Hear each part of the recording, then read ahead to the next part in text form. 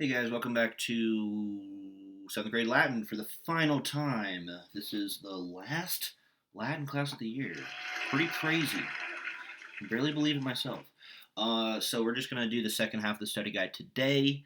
This is like the video portion of it, but there will be a Google Docs link for the Google Docs version of all of it compiled, more organized uh, you know, uh, a midterm study guide or final study guide in the form of a video is probably feeling a little disorganized. So definitely make sure you at least look at the Google Docs.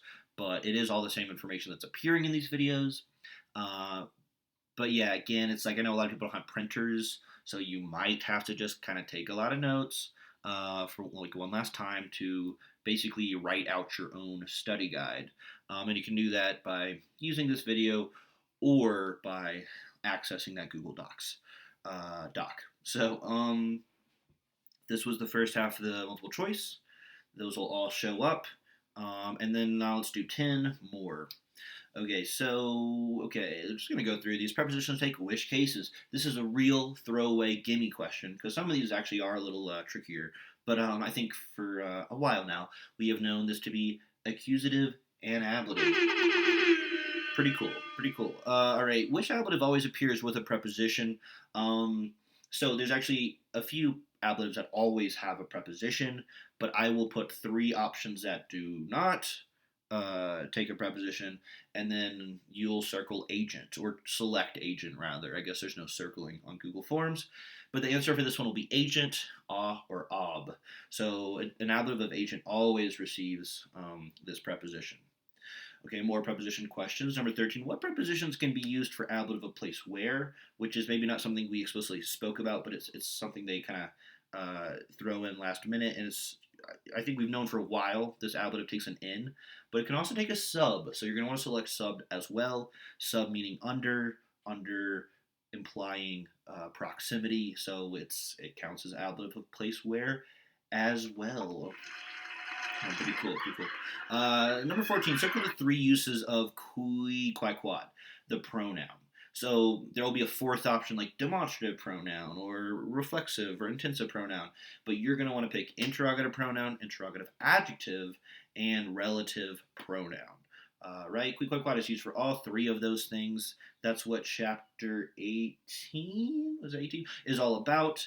It's kind of like reviewing all three of these uses.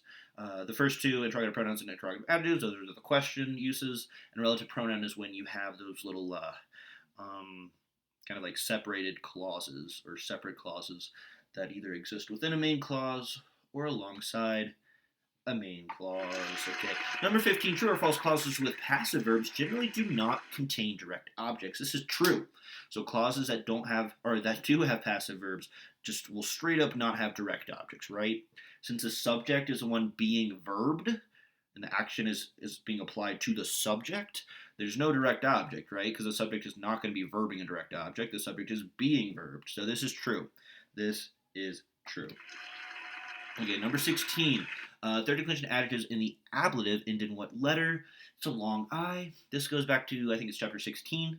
It's notable because third declension adjective nouns, or I'm sorry, third declension nouns in the ablative end in E usually. So this is a little odd potentially. But yeah, so it's the ablative and the dative in third declension adjectives end in long I.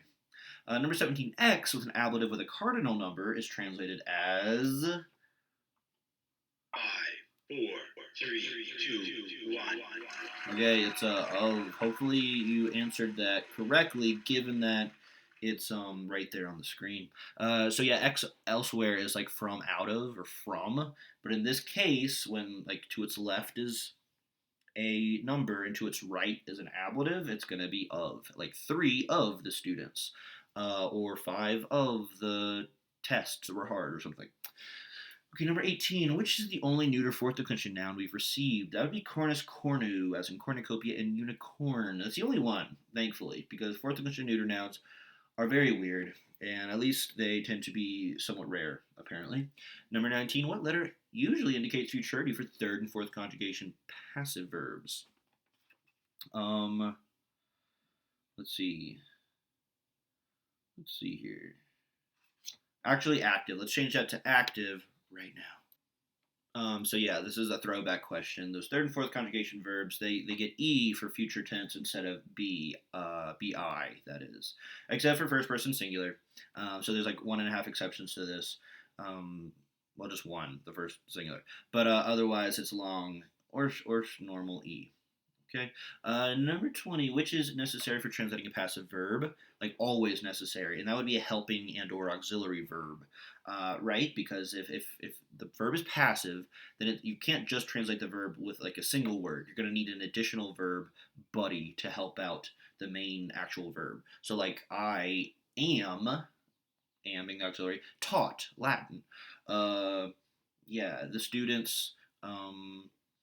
Have been taught. So have been. Sometimes they even get two, or they need to get two helping verbs to be translated correctly.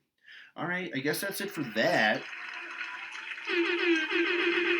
Okay. Okay. If you do the first four lectiones, I'm gonna like flash those on the screen again real quick. So if you want to pause and like get those notes again, because again, that's super important. It's not just the translation you want. You really want to know the case and often the function of pretty much every noun.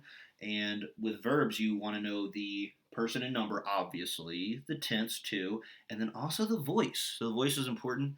If I'm asking for voice, it most likely means it is passive, right? If I'm asking for voice, your options are active or passive. I'll probably put that somewhere on the final form. But if I'm asking about it, unless I'm being real tricky, it would be passive. But who knows? Since I'm saying this, I might ask about the voice of an active verb. It would be mean, but what are you gonna do?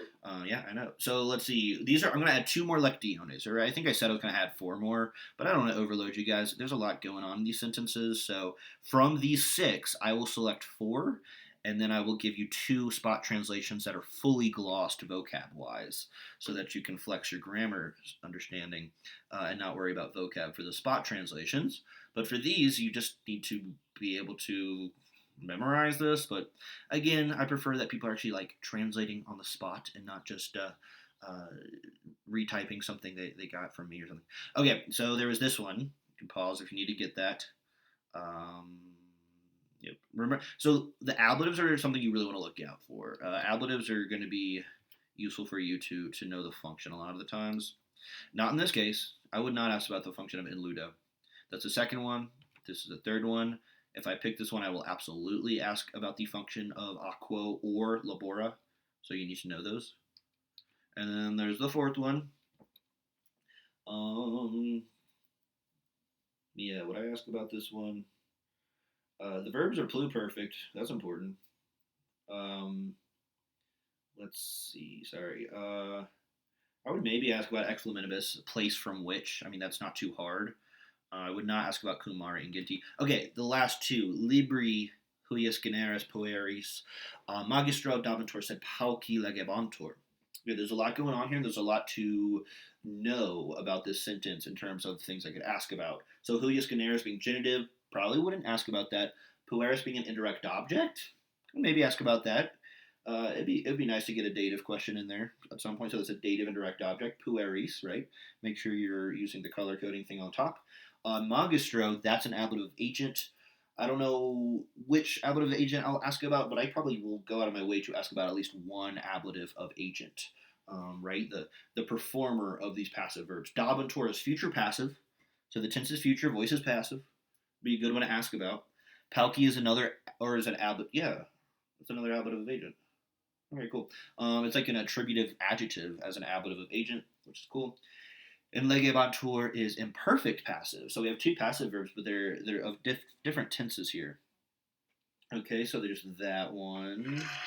Yeah, I like this one too. And then there's this last one. Ita quamilia arum copiarum quibus Kaiser Clementium dedit aut officia negligent aut ea non intelligent. This one's I like this sentence. I can't remember. I might have used this on the assessment for that chapter, and maybe I'll use it again. And so thousands of these troops, to which Caesar gave mercy, either neglect duties or did not understand them. Harum copiarum, genitive. I don't think I'm going to ask about any genitives, but knock on wood, you never know. Quibus, That is a dative and direct object. Okay, blue dative, clementium direct object accusative of this relative clause, which the relative clause is underlined.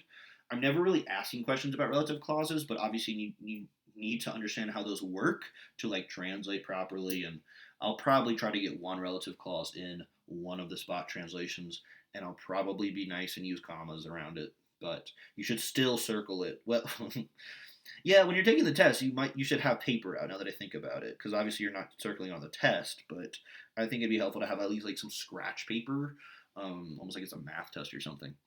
And then Ophidia and A are both direct objects. I don't think I'd ask about those. Okay, just to review, since we reviewed 19 and 20 yesterday, I'll just really quickly talk about 18 and 17 again.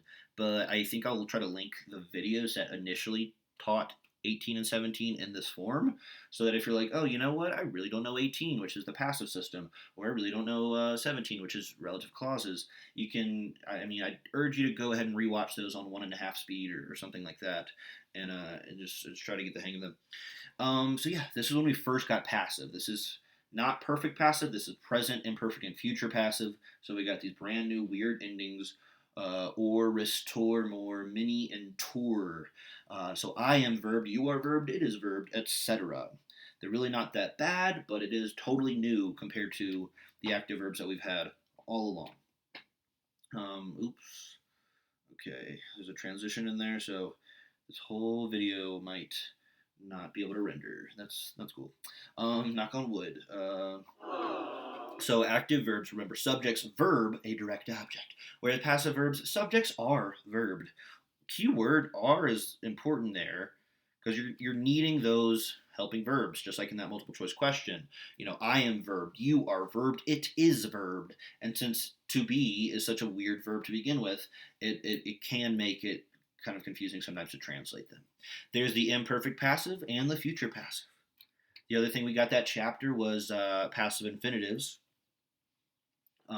where instead of like an infinitive ending in E, like all of them have so far, it's going to be a long I. So instead of to verb, it's to be verbed. And those show up from time to time. Also, ablative of agent in here. So I'll definitely link the video in case you need to brush up on ablative of agent, or ablative of means. Because remember that those are the things that are actually doing passive verbs. The subject is not doing the passive verb. The subject is being verbed by an ablative of means or manner.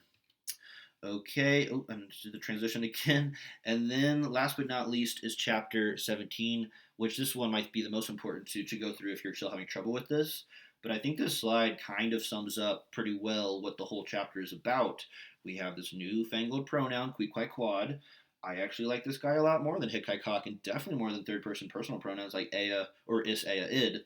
I don't know, I feel like their usage is more valuable, and they're not too like, now that we're so used to less interesting pronouns, I think these forms aren't horrible for us to remember. And to the right, the color coded. Actually, they're not color coded in the proper. Wait, I can do that real quick. I'm gonna pause real quick. Okay, so I made this slide before we had the codified or codified color coding system. So yeah. So a genitive, a cuius or quorum quorum is going to be whose or maybe of which if it's not about a person. Cui is whom or to whom. Sometimes you don't need the to, but all three of the next ones are whom. Quo, qua, quo, the ablative, the last one, and quibus, if it's ablative quibus, not dative quibus, it's also often going to be by whom. Yeah. All right, so that's about it, guys. It's pretty crazy. This is the audiobook version of the actual document form of it, which you definitely need to look at still, unless you just really prefer to take notes from video. I guess you could get away with just looking at this video and Monday's video, and you would have the midterm, the study guide. But you might as well at least look at the document version of it so that you understand exactly what's on it. And I'll detail a little more on that form, everything that you are going to expect. I think you guys kind of have the hang of my tests and finals at this point, where I pretty much tell you exactly what to expect, and there's only like a tiny amount of uncertainty going in, hopefully. All right, guys. Hopefully that wasn't too loud. I will talk to you guys still a little bit. There's probably going to be some emailing. I think I'll see some people in a couple of weeks when, especially my essay class has to come pick stuff up. And isn't there some maybe some get together in June potentially? But anyway, despite all the craziness this year, it was a really good year teaching you guys, and I'm looking forward to taking you guys a little further next year. Um, I know not Latin isn't everyone's favorite subject, so the idea of another year of it is probably it's like wow, a lot of Latin.